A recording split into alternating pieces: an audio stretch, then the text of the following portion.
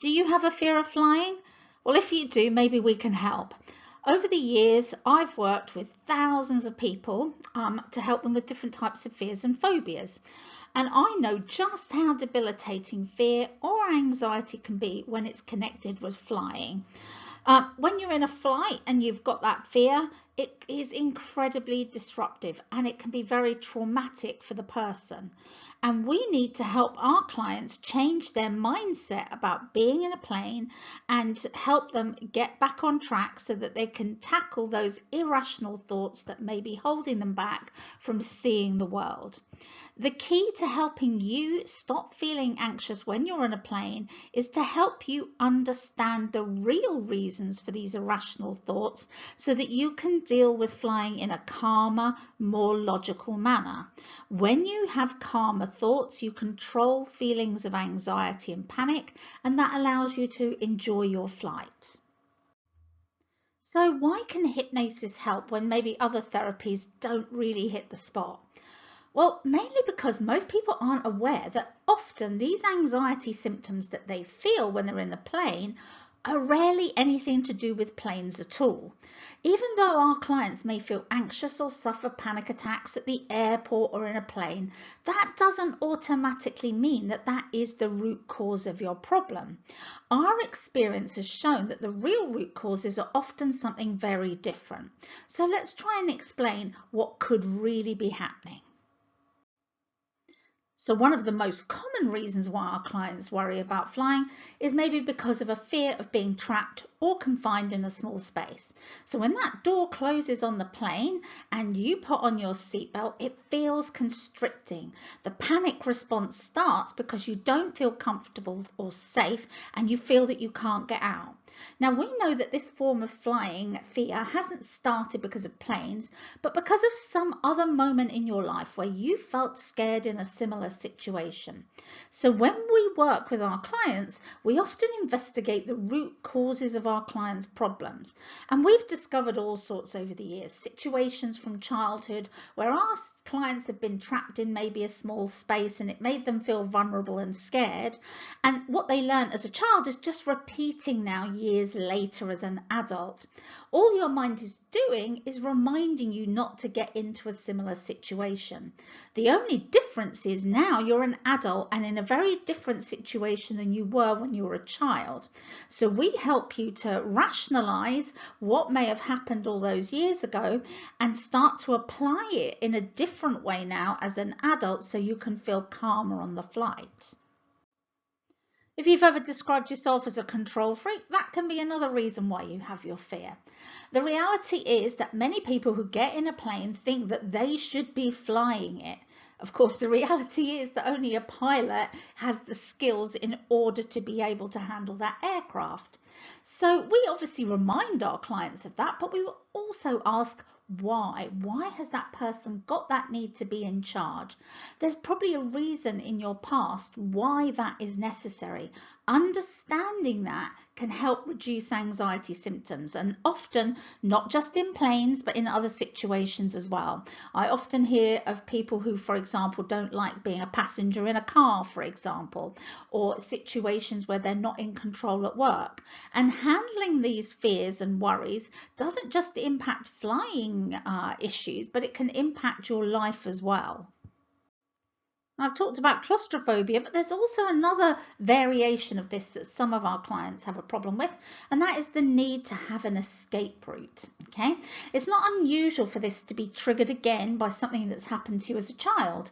Maybe you were a victim of bullying at school, and that meant that when you were on your way home from school and trying to get back to your house, you were always on the lookout to make sure that those bullies weren't going to get you on the way. You always had a plan of how you were going to escape if they were coming towards you.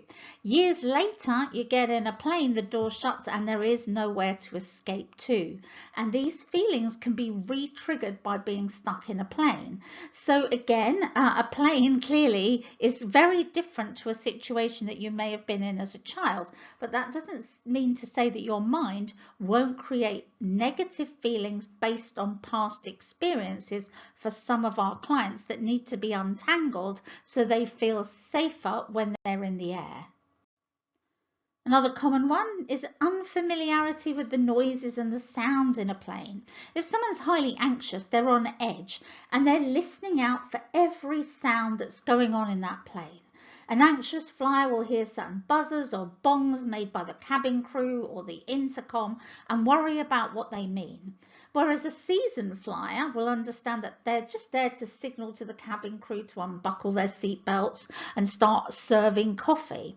So we work with our clients just to calm these fears and anxieties down so that they feel more relaxed when they're in that aircraft.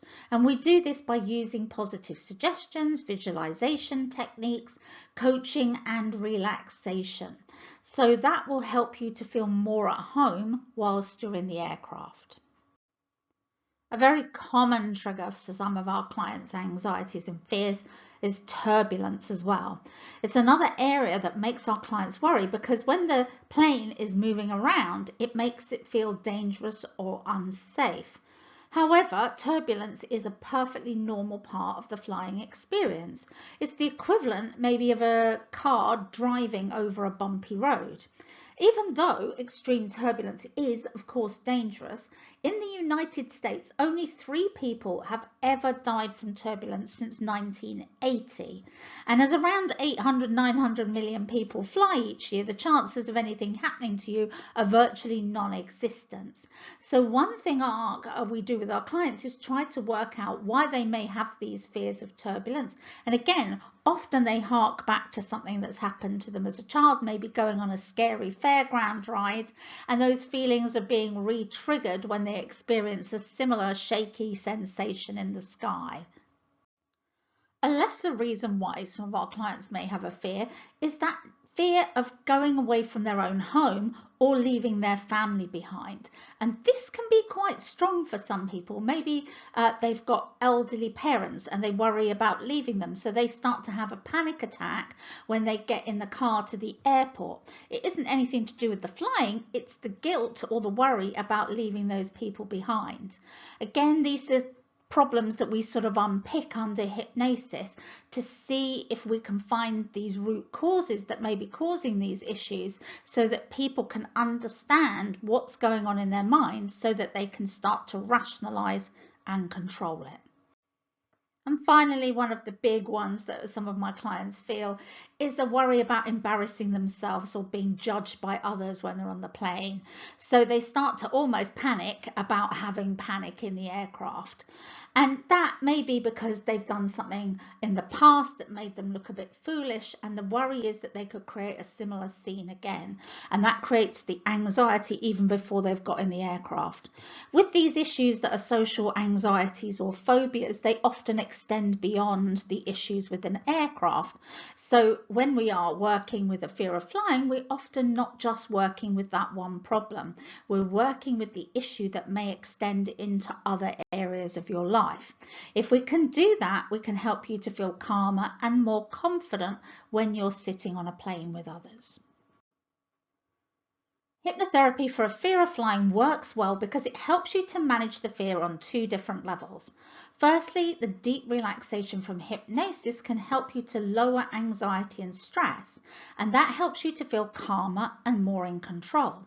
But secondly, analytical hypnosis, this idea of delving into the root causes, helps you to aim therapy at the actual problem that you've got rather than just working with general flying issues. And this is why fear of flying courses, such as those run by the big airlines, may help some people, but they're often not useful for everyone because they don't tackle anyone's particular anxieties. They're group sessions, they're generic, they're not tailored to your particular circumstance. And they're also unlikely to concentrate on anything other than the flying. And as I've just explained, 99% of the time, my clients do not have a fear of flying. This is why individual therapy is likely to have a higher success rate, because the hypnotherapist is working with you to address your particular anxieties, not everyone else's in the room. Hypnosis makes a difference on so many different levels because you are working with a person individually to understand what makes them tick and understand what makes them fearful. And by unpicking unpicking the issues, it is much easier to address whatever is going on in your mind. And also, we offer self-hypnosis audios on top of our sessions so our clients can practice with them at home, and that enables them to enter that nice calm zone when they're in their house, or in the case of an aircraft, they can bring the audio with them, and so they can listen to it on the flight to keep them in that nice zone of relaxation. So if you're fed up being stuck at home and not going on holiday and being fearful every time you hit an airport, why not give us a call?